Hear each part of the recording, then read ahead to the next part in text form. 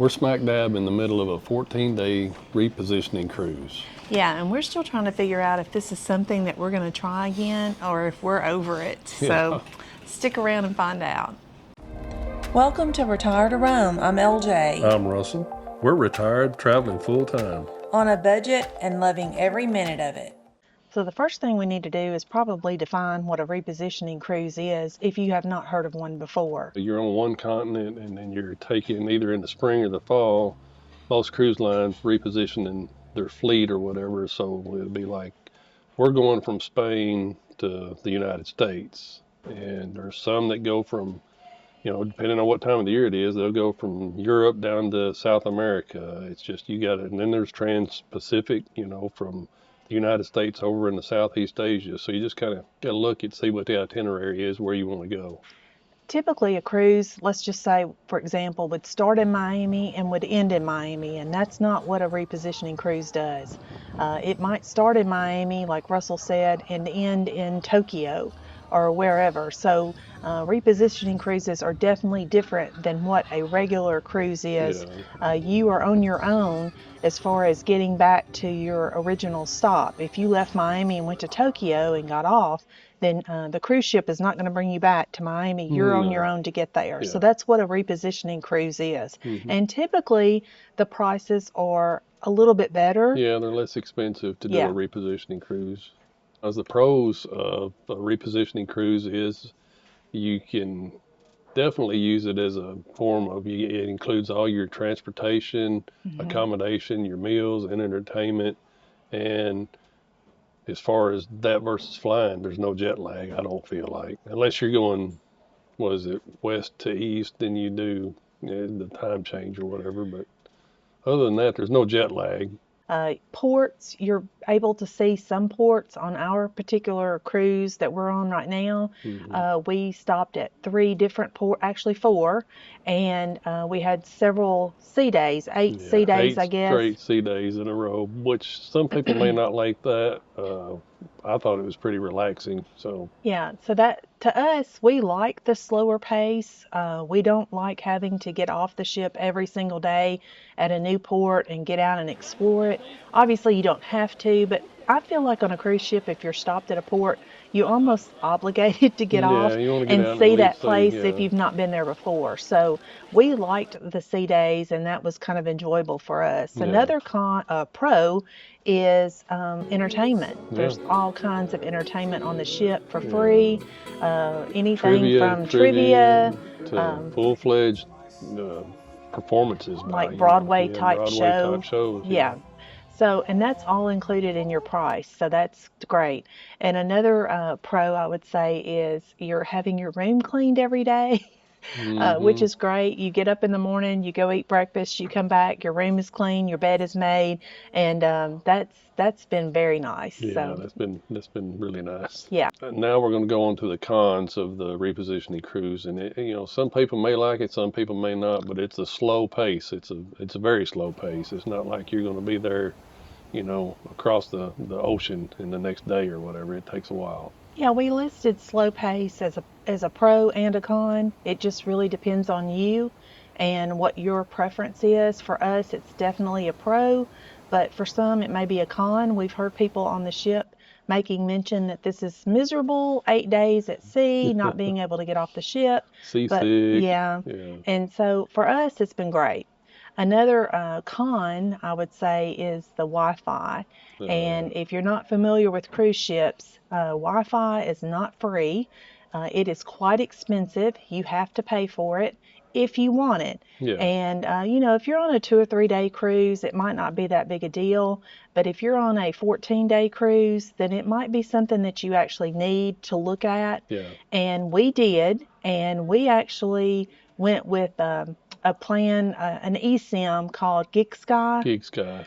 And unfortunately, it has not worked for us. It has not, but other people have it, and I'm not down in the service. It just didn't work on my phone, and other people have it, and they're fine with it. They're getting a great signal and everything.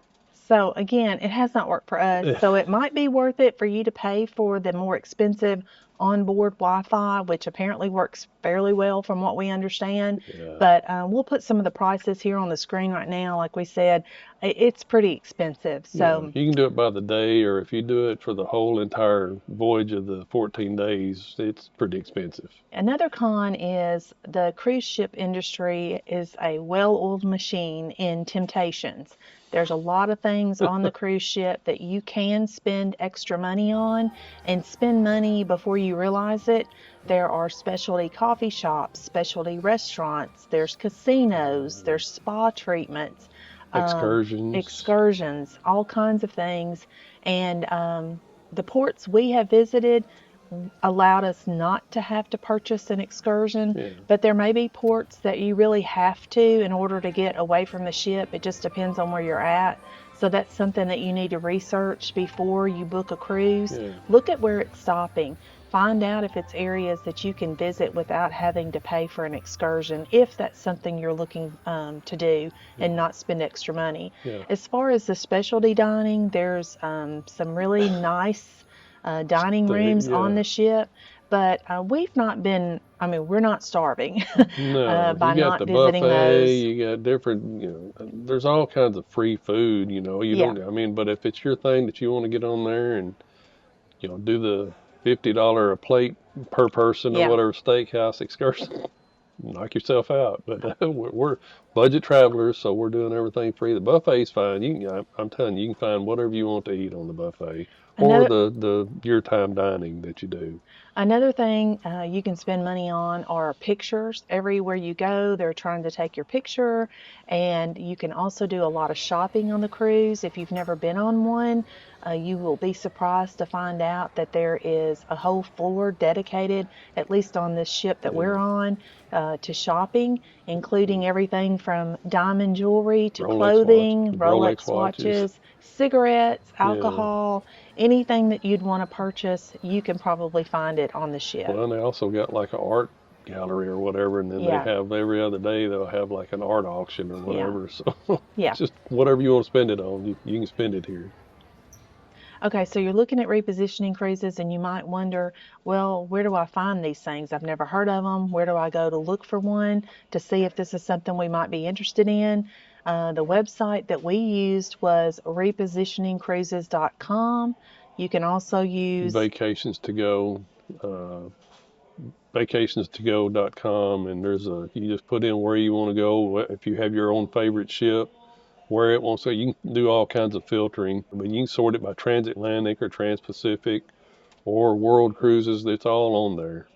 we're on a Carnival ship. You can actually go onto that particular brand of ship's website as well and find repositioning cruises. But we have used repositioningcruises.com the most. And as Russell said, you can filter them by the port, by the month you want to go, by how many days you want to be at sea. Hmm. And they're anywhere from probably 7 days, some of them up to 60 something days. So you can definitely find something there to fit your style Yeah. if you're looking to do a repositioning cruise. And that website will give you different little perks or whatever for them if you use them. But it's a good idea if you find which cruise it is. It's the same number. Just write down the number, and then go to that particular cruise company's website and compare the price. You might get a little bit better deal on the company's website versus that. But it's a good way to start and get information on what you want to do and where you want to travel. And obviously, a repositioning cruise may not be for you if you don't have the time. If you're still working and you only have a week's vacation, then you may not want to do a repositioning cruise. But if you have the time, uh, it can be a great alternative to Yeah. flying somewhere. I think the thing you need to look at is if you're just wanting to get to an endpoint, let's say you're leaving Miami and you want to get to Barcelona, just for example, is it worth you taking a repositioning cruise for 14 days, or are you just ready to be in Barcelona? If you're ready just to be in Barcelona, then the cruise may not be an option or may not be the right option for Yeah. you if you're on a time crunch, or you need to look at the price as well, because that's something we did. We looked at the price of the cruise. That was a set amount. We booked it. And then you also have to consider gratuities. cruise ships now, most of them set a mandatory amount per person per day. I believe Carnival right now is $16 or $17 per person per day. So that's almost $40 a day that Russell and I have had to add to our cruise cost to get us to the end point. And then once you get to a port, which ours is going to be Port Canaveral because we came from Barcelona to Port Canaveral, then we have to consider we've got to get from Port Canaveral to Tennessee. So that's another expense for us. And we had to decide, was it worth it? And it might actually have been a little more expensive in the end to do the cruise once you put all those factors in play. But for us, we were wanting to do it. 14 days of travel and accommodations and meals, and versus the airplane, you're going to get on there and be there within 10, 12 hours or exactly. whatever. Yeah. So again, it's just you hear people tout repositioning cruises, but again, you need to realize what all is included in it, what's not included in it, and what your overall goal is. All right, so the bottom line for us in wrapping this thing up, what do you think? Are we going to do this again? Yeah, I think we could. I've enjoyed it. I mean, it's another way of, well, the way we travel, slow travel or whatever. It's another way of looking. Can we get somewhere at a leisurely pace and still have accommodations, food and entertainment as we're going along versus just 10 hours in an airplane seat. We got to see some ports that we probably would not have gone to otherwise, just some areas in the world that were not on our bucket list, so to speak. And it helps you decide when you're only there a day, it kind of helps you decide, is this an area I might want to come back to? Or it's one you can mark off and say, yeah, I was there a day and that's all I want for that city. So that's a good idea. But like Russell said, we have enjoyed it. It's not for everyone, but I definitely think that I would be up for another repositioning cruise for sure. No doubt. If you have done a repositioning cruise or considered one, leave us a comment, especially if you've taken one. What were your thoughts on a repositioning cruise? Is it something that you do frequently? Is it something you would do again? What did you like about them? What did you dislike about them? And let us know. We would love to hear from you. As always, we thank you all for watching. We appreciate all the comments and the likes that you give us. And think about hitting the subscribe button and follow us along. We really appreciate that. Yeah. So we'll close it out and just say that we hope you all have a blessed day. And as always, safe travels.